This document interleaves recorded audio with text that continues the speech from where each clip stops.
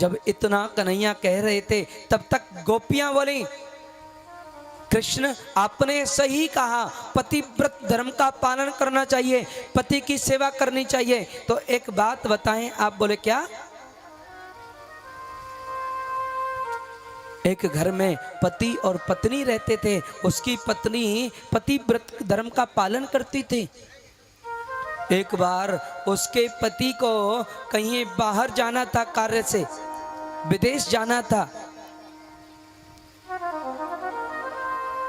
Business के कार्य से विदेश पति को जाना है। जब पति चला जाएगा तो सेवा किसकी करेगी? तो कहने लगी पति से कि मैं सेवा किसकी करूंगी, आप चले जाओगे। तो उसके पति ने कहा, देवी मैं आपको ये मिट्टी का पति बना करके देता हूं, मेरे जाने के बाद आप इसकी सेवा करना, आपको पति की सेवा का फल प्राप्त होगा। आपको पति की सेवा करने का फल प्राप्त होगा। ध्यान दें मेरी ओर।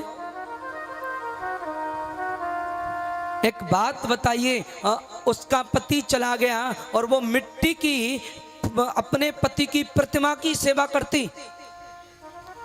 एक वर्ष के बाद उसका पति लौट करके आया और एक दिन बैठी बैठी वो उस मिट्टी के पति की सेवा कर रही थी, उसके चरण दबा रही थी।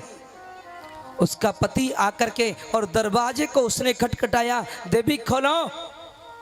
गोविंद अब आप बताइए, उस मिट्टी के पति की सेवा कर रही है वो और असली पति बाहर खड़ा है, क्या पति की सेवा को छोड़ करके जाए कि नहीं जाए?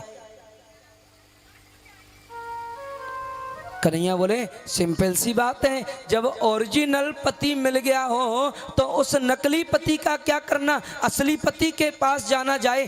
बस कन्हैया बस, आपने फैसला कर दिया, प्राणों का, इन आत्मा का असली पति तो केवल परमात्मा है। ये झूठे के पति का क्या करें? हम झूठे के पति को छोड़ करके असली पति के शरण में आए हैं, क्योंकि जगत का पति तो तुम हो, जगत के पिता तुम हो। अब असली पति को हमें आज वर्ण करने से कोई रोक नहीं सकता। मीरा जी ने बड़ा सुंदर कहा,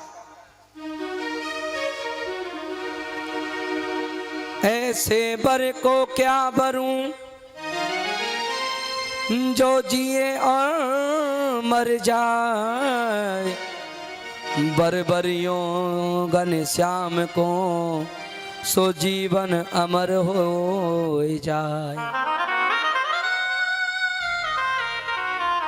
कृष्ण बोले, देवियों आज तुम अपनी परीक्षा में पास हो गई हो, मेरी शरण में जब जीव आता है तो मैं उसकी परीक्षा लेता हूं। और जीव, जब एक बात बता दें आपको, आप अखंड भगवान की भक्ति करना, आपके घर में सबसे पहले लक्ष्मी की कमी आएगी।